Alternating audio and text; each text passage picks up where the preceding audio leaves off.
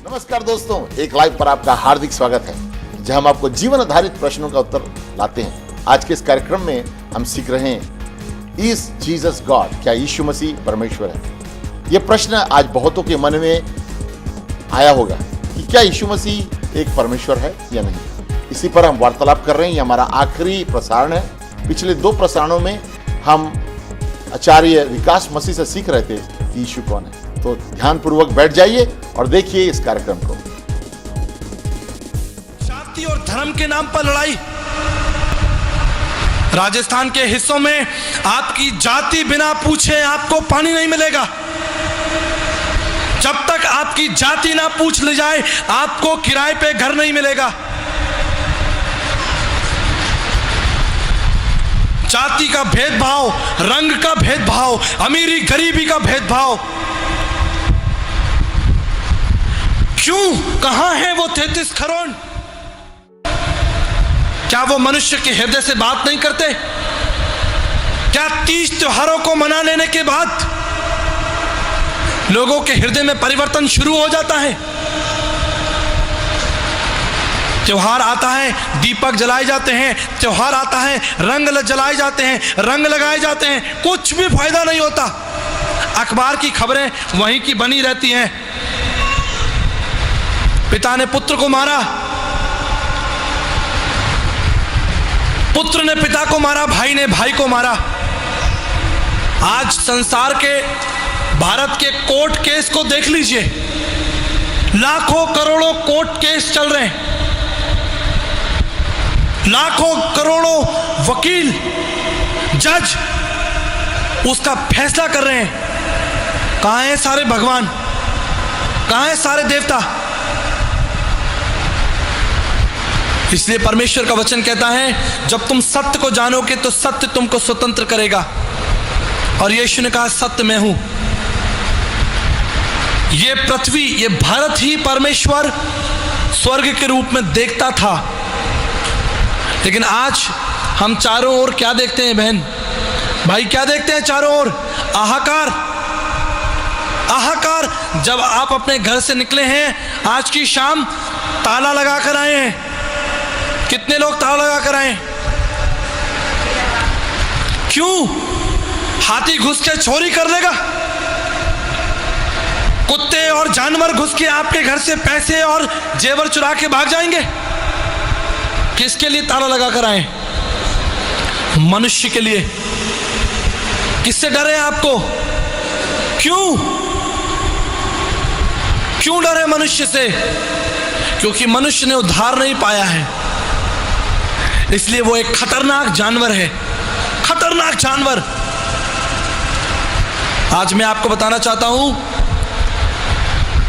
सूर्य अपना कार्य कर रहा है, चंद्रमा अपना कार्य कर रहा है, पेड़ पौधे अपना कार्य कर रहे हैं, मौसम अपने समय पर आ जाता है, चला जाता है। लेकिन एक ही जना कार्य नहीं कर रहा है, वो है मनुष्य। जिस पर्पस के लिए, जिस उद्देश्य के लिए परमेश्वर ने मनुष्य को बनाया था, क्या वो उद्देश्य आज आप देख रहे हैं चारों ओर? कहां है ईश्वर?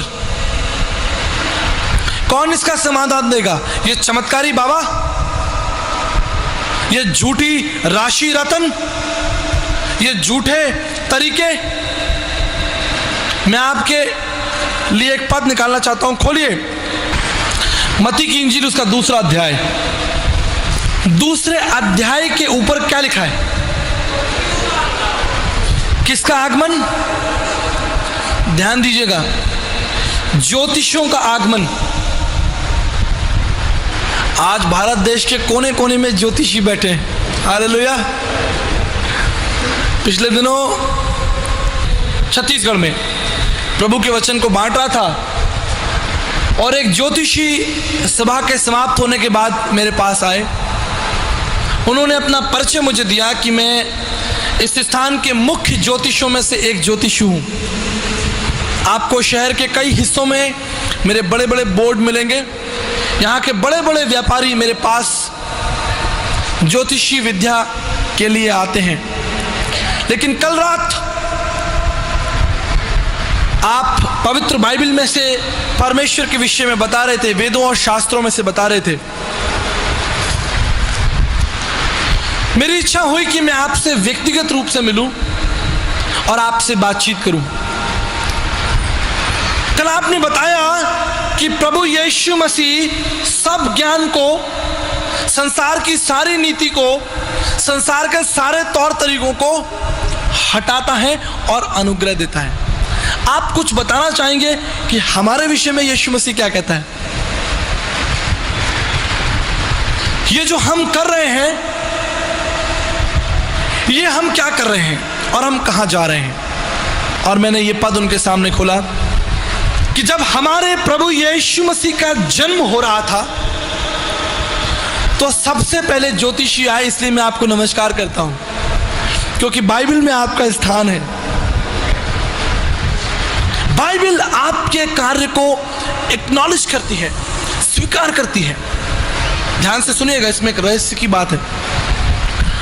बाइबल आपकी सेवा के प्रति कृतज्ञ है। ज्योतिषी आए प्रभु यीशु मसीह के जन्म के संदेश को लेकर, लेकिन मैं आपको बता देना चाहता हूं, आपकी सेवा समाप्त हुई। ज्योतिषी सेवा समाप्त हुई। उन्होंने पूछा कैसे? अच्छा है ना, बाइबल ज्योतिषियों के विषय में बताती है। मैंने कहा जब तक यीशु नहीं आया था तब तक तो आपकी आवश्यकता थी, लेकिन जो ही वो आ गया आपकी सेवा समाप्त हुई। हालेलुया। सारी सेवाएं समाप्त, संसार का सारा ज्ञान समाप्त। मैं इसके विरोध में कुछ नहीं कहूंगा। नक्षत्र और तारे ईश्वर तक पहुंचाते हैं? नहीं पहुंचाते, पहुंचाते होंगे। जब यीशु संसार में नहीं आया था तो लोगों के विकल्प थे कि भाई कुछ ना कुछ तो करना है ईश्वर तक पहुंचने के लिए। लेकिन अब यीशु आ गया है और अब वो बोलता है। पहले आप बोलते थे, अब यीशु बोलेगा। हालेलुया। विधियों का जो लेख था उसने मिटा डाला। हाथ देखने वाले, नक्षत्र देखने वाले, तारागण देखने वाले, तीर्थों पर घुमाने वाले। आपको पता है सुलेमान ने मंदिर बनवाया। कहां बनवाया? पहाड़ पर बनवाया। कहां बनवाया? कौन से पहाड़ पर? हालेलुया, मोरिया पहाड़ पर। आज भारत में मंदिर कहां पाए जाते हैं? ये दर्शन कहां से आया? पहाड़ों पर मंदिर बनाने का दर्शन कहां से आ रहा है? बाइबल से आता है। चंदन की लकड़ी, पीतल की हौदियां, पवित्र स्थान, अति पवित्र स्थान, महापवित्र स्थान, याजकों के वेशभूषा, सोने चांदी के, लकड़ी के, दीपकों की कारीगरी, छत की नक्काशी, दीवारों की नक्काशियां, सीढ़ियों की नक्काशियां। आज आप जाइए, पहला राजा दूसरा राजा पढ़कर किसी मंदिर के सामने खड़े हो जाइए और देख लीजिए। लेकिन अब ये सेवाएं समाप्त हुई। क्यों? क्योंकि पहले हम मंदिर जाते थे, लेकिन अब यीशु ने कहा कि तुम परमेश्वर का मंदिर हो। पहले हमें मोरिया पहाड़ पर चढ़कर परमेश्वर के लिए आराधना करने मंदिर जाने की आवश्यकता थी, लेकिन यीशु ने विधियों के खेल को, विधियों के लेख को, उसने कहा तुम परमेश्वर का मंदिर हो और परमेश्वर का आत्मा तुम में वास करता है। Now we not required temples. हमारा यीशु मसीह हृदय में रहता है, हमारे साथ साथ चलता है। जहां कहीं तू जाएगा मैं तेरे साथ साथ चलूंगा। आमीन। हम ऐसे परमेश्वर की आराधना करते हैं। हम कपाट बंद कर दे के परमेश्वर को छोड़कर आने वाले लोग नहीं हैं। कपाट बंद हो गए, हम वो लोग नहीं हैं। हम वो लोग हैं जो यीशु को, परमेश्वर को अपने हृदय में लिए फिरते हैं। हमारा परमेश्वर ना सोता है ना ऊँघता है। मेरे प्रियो, टमाटर सोच समझ के खरीदते हो, परमेश्वर सोच समझ के पाओ। सब एक नहीं है, सब दिख एक रहा है, लेकिन जब टटोलोगे ना तब समझ में आएगा। 19 साल तक ये जानने का प्रयास किया यीशु मसीह ही परमेश्वर है। आप समझ रहे हैं, मैंने यीशु मसीह को यूं ही ग्रहण नहीं कर लिया, जांच के, परख के, सोच समझ के, ज्ञान बुद्धि से अच्छी तरीके से जान के क्या यीशु मसीह ही परमेश्वर है। ही परमेश्वर भी नहीं, यीशु मसीह भी परमेश्वर है, ऐसा नहीं है। I am the way, I am the truth and I am the life. मार्ग, सत्य और जीवन मैं ही हूं, दूसरा कोई मार्ग नहीं है। तुम्हें व विधिवंती मृत्युमेति नान्य पंथा विद्यते यनान। श्वेताश्वर उपनिषद 3:8 में लिखा है, उस परमेश्वर को जानो, वो तुम्हारे जीवन को बदल देगा। यीशु मसीह का संदेश भारत में कब आया? यीशु मसीह का जन्म 2014 वर्ष पूर्व इज़राइल की धरती पर हुआ और यीशु मसीह ऐतिहासिक परमेश्वर है, कोई कल्पना नहीं है। अगर मैं आपको कहूं कि यीशु मसीह का संदेश भारत में द्वापर युग में आया तो आपको कैसा लगेगा? द्वापर युग में प्रभु यीशु मसीह के जन्म से पहले, इससे पहले कि प्रभु यीशु मसीह का जन्म हुआ, यशायाह नबी ने प्रभु यीशु मसीह का दर्शन आत्मा में पाया। यशायाह 53 अध्याय इस बात का वर्णन करता है। लेकिन आपको जानकर आश्चर्य होगा कि भारतीय संतों ने यीशु मसीह का दर्शन यीशु मसीह के इस जन्म में, इस शरीर में होने से पहले ही प्राप्त कर लिया।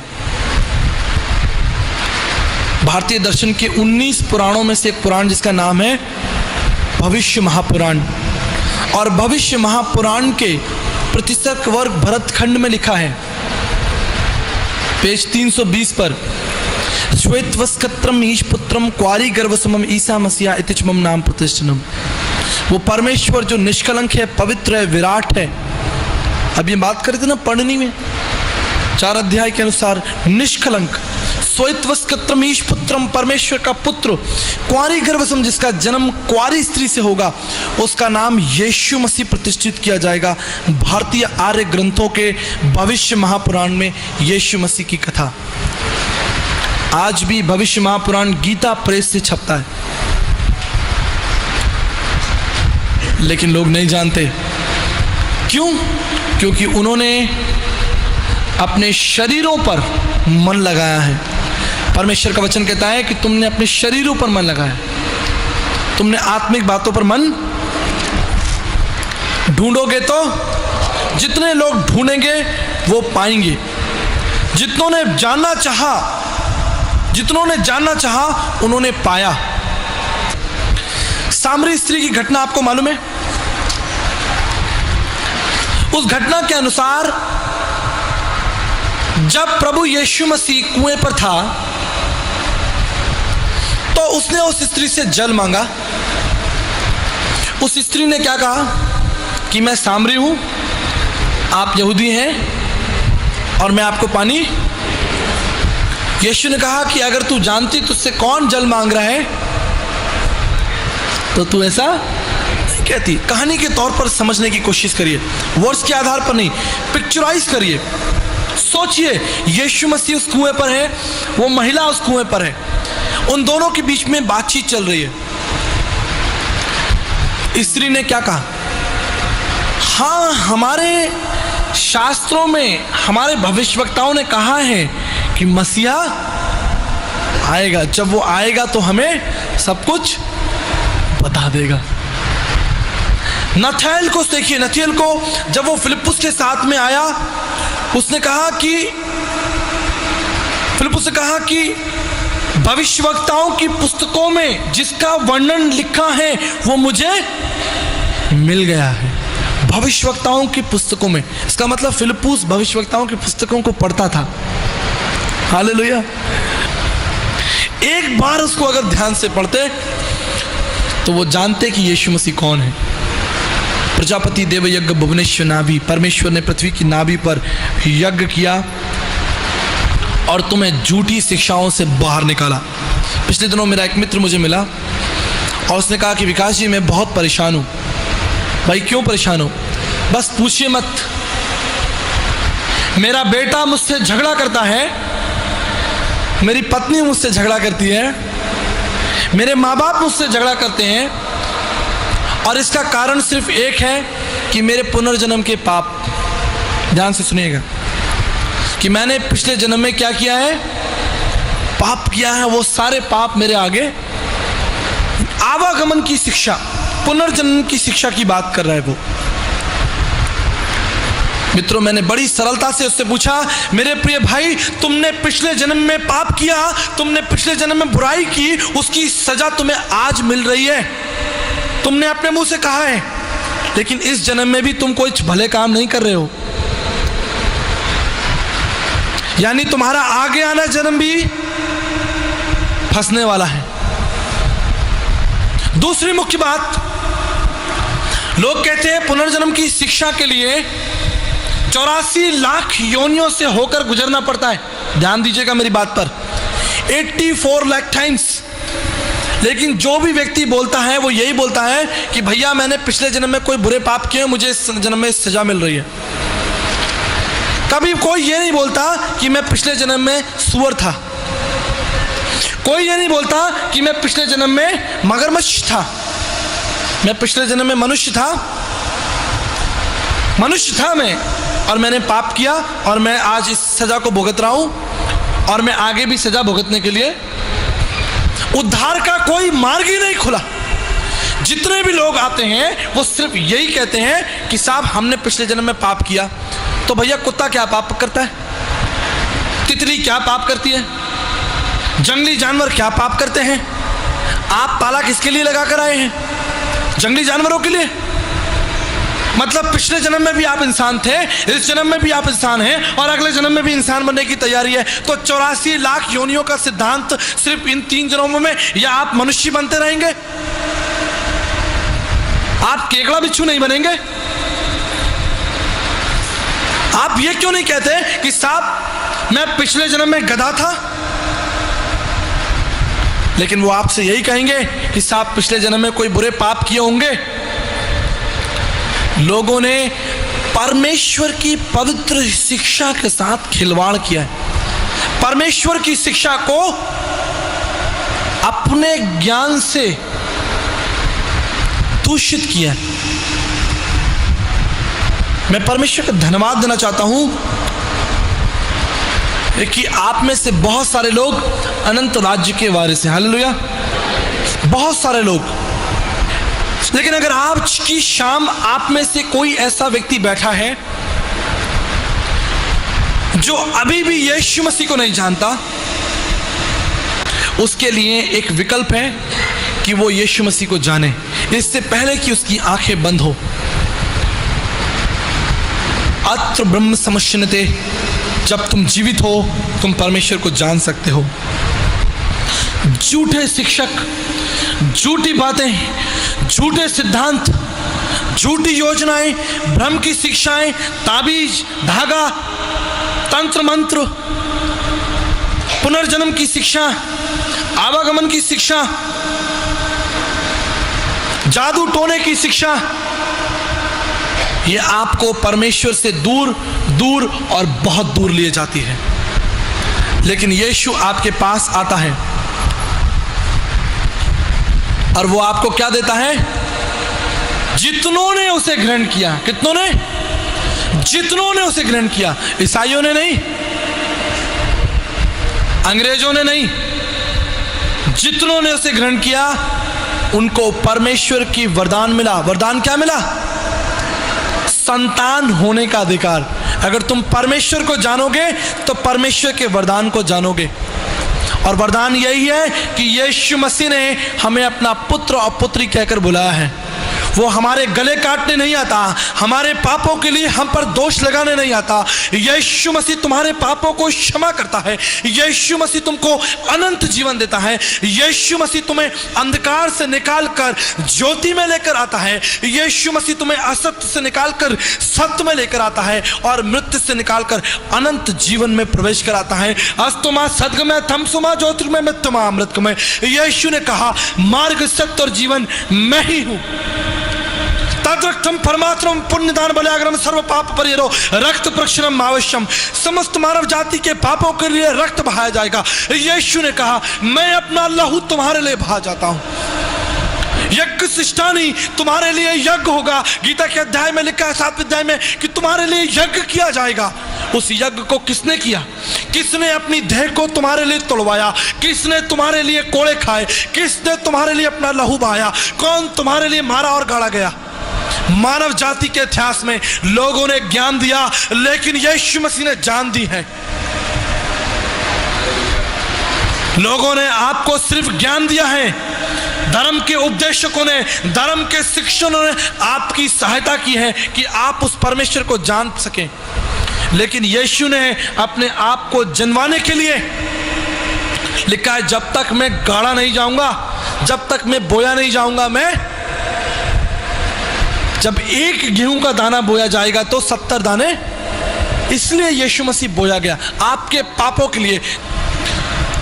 भारतीय दर्शन की अभिलाषा थी कि परमेश्वर इस संसार में यज्ञ करेगा, मारा जाएगा, लेकिन तीसरे दिन जिंदा हो जाएगा। मृत्यु में तीव्रंदंत्या, जो मृत्यु पर जयवंत होगा। कौन जयवंत हुआ? मानव जाति के इतिहास में कौन मरकर जीवित हुआ? सिर्फ यीशु मसीह। संपूर्ण मानव इतिहास में कोई ऐसा व्यक्ति नहीं है जो मरकर जीवित हुआ। सिर्फ यीशु मसीह। यीशु मसीह धर्म नहीं है, यीशु मसीह व्यक्ति है। यीशु मसीह परमेश्वर है। प्रेम धर्म का मूल है और पाप मूल संताप। जहां दया वहां धर्म है और जहां क्षमा वहां आप। लोग धर्म की बात करते हैं, धर्म परिवर्तन की बात करते हैं। अरे धर्म है क्या? क्रूस पर धर्म निभाया गया, क्रूस पर क्षमा क्रूस पर से किया गया। क्रूस पर क्षमा दी गई, क्रूस पर प्रेम किया गया। यीशु तुम्हारे लिए क्रूस पर लटका रहा। बूंद बूंद करके उसका लहू उसके शरीर से बाहर आ रहा था। बूंद बूंद करके वो तड़प तड़प कर तुम्हारे और मेरे पापों के लिए मर रहा था। क्रूस की कथा नाश होने वालों के लिए मूर्खता है, इसलिए मैं सुसमाचार से नहीं लजाता। मेरी आवाज जितने लोग सुन रहे हैं, आज की शाम में आपको बताना चाहता हूं, यीशु से सुंदर और सरल विकल्प नहीं मिलेगा। ढूंढ लीजिए, जाइए, देखिए। अगर यीशु मसीह से सरल और सुंदर विकल्प आपको मिलता है, मुझे जरूर बताइएगा। कदापि संभव नहीं, संभव नहीं, इतिहास में संभव नहीं कि यीशु मसीह से सुंदर और सरल विकल्प मिले जो तुम्हारे पापों को क्षमा करे, जो तुम्हें अपने पुत्र और पुत्री होने का अधिकार दे। यीशु मसीह आपसे प्रतिज्ञा करता है, देख मैंने तेरा चित्र, कहीं नहीं मिलेगा आपको, कहीं नहीं मिलेगा। देख मैं तेरे पापों को तुझसे इतना दूर कर दूंगा जैसे पूर्व से इतना दूर मैं तेरे पापों को कर दूंगा। He loves you, उसने तुमसे प्रेम किया। लोगों ने तुम्हारे गले काटने की तैयारियां की, व्यवस्था ने तुम पर दोष लगाने की तैयारियां की, तुम्हारे लिए तलवार और भाले उठाए गए, लेकिन यीशु ने तुम्हारा क्रूस उठा लिया। हालेलुया। इसलिए मेरे प्रियो, आज की शाम मैं आपको एक चुनौती देता हूं कि अगर आप प्रभु यीशु मसीह को नहीं जानते, this is the day that you can know who is Jesus Christ. आज की शाम से आप जानना शुरू करें कि यीशु मसीह कौन है। जी हाँ मित्रों, आज का वो दिन है, उद्धार का, खुशी का, छुटकारे का दिन आपके लिए, आपके परिवार के लिए। चाहे आप किसी भी प्रकार के बंधन में क्यों, यीशु मसीह के पास में सामर्थ है। जैसे कि आप इन भाइयों की गवाहियों को सुन रहे हैं, और भी लोगों की जिंदगी की कहानी को आपने हमारे वेबसाइट में जाकर सुन सकते हैं और देख सकते हैं कि कैसे प्रभु यीशु मसीह आज भी मनुष्य को उनके बंधनों से, उनके श्राप से, उनके पापों से आजाद करता है। और दोस्तों, मैं आपको चुनौती देना चाहता हूं कि आज जब इस कार्यक्रम को आप सुने, ये निर्णय को लें और उस पर विश्वास करें, क्योंकि वो आपसे प्यार करता है और वो आपके लिए इस दुनिया में आया, मारा गया, गाड़ा गया और जी उठा है, और इस समय वो आप पर दया, अपना उंडेलना चाहता है। मैं आपके लिए प्रार्थना करूंगा और विश्वास करूंगा कि जहां पर भी आप हैं, प्रभु की सामर्थ्य आपको छूने पाए। प्रभु जी, हम धन्यवाद दें जितने भी दर्शक इस कार्यक्रम को देख रहे हैं, उनके जीवन में तेरे सामर्थ्य का काम होने पाए, और हम आपके उद्धार को, मुक्ति को और छुटकारे को हर जीवनों के लिए मांगते हैं। तेरी आशीष हर जीवन में रहे, ये प्रार्थना प्रभु यीशु मसीह के नाम से मांगते हैं। सुनो, ग्रहण कर, आमीन। मित्रों, मेरी आशा है कि आप इस कार्यक्रम को देखकर कुछ ज्ञान को प्राप्त किए, और अधिक जानकारी चाहते तो हमारे वेबसाइट में जाइए, या तो इस कार्यक्रम को देखते रहिए और भी आगे आपको सीखने का मौका मिलेगा। इस समय हमारे ऑपरेटर्स आपके फ़ोन का इंतज़ार कर रहे हैं, और आपको कुछ तोहफा हम मुफ्त में देना चाहते हैं, जो बाइबल का एक भाग है, जो आप पढ़कर और भी जानकारी प्राप्त कर सकते हैं। आशा है कि आने वाले हफ्ते में फिर से एक नए एपिसोड के साथ हम आपसे मुलाकात करेंगे, जहां पर हम आपको सुनाने जा रहे हैं जॉनी लीवर की पर्सनल कहानी, जिसके द्वारा उसके जीवन में हमेशा की बदलाहट आई है। देखना न भूलें। परमेश्वर आपका